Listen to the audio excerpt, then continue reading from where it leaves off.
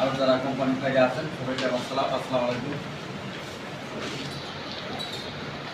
আমাদের আজকের এই জলাতঙ্ক দিবসের আসলে মূল কথা হচ্ছে যে আমরা ঘরে ঘরে সচেতনতামূলক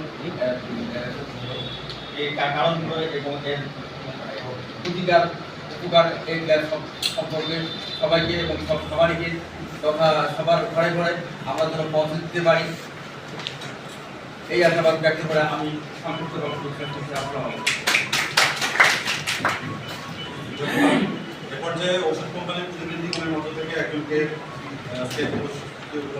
সংক্ষিপ্ত আলোচনা করার অনুরোধ করছি। ওষুধ কোম্পানির প্রতিনিধিগুলির মধ্য থেকে একজন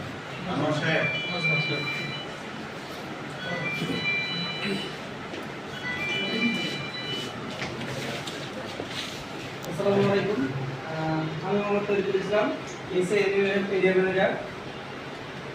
আজকে এই বিশ্ব জলবায়ু দিবসের মূল প্রতিবাদ জলবায়ু নির্মূলে কাজ করি সবাই মিলে।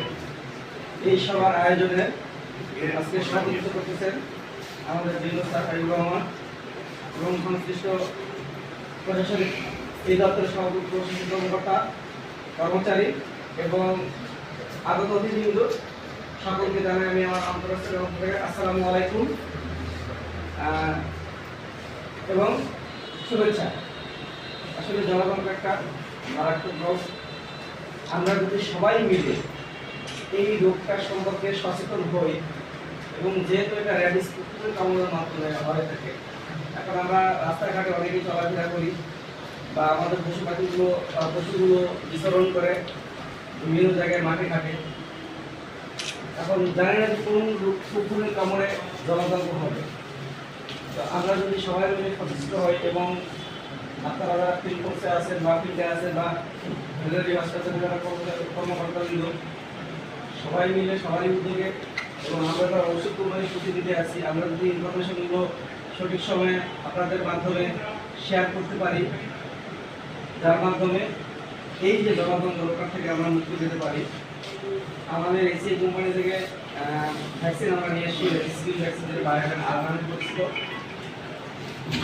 এই ভ্যাকসিন আমরা বিগত প্রায় 7-8 মাস ধরেই সাপ্লাই করতেছি, এসি সাপ্লাই করতেছি। আপনারা এতে পাবেন, কাস্টমার সেন্টারগুলোতে পাবেন।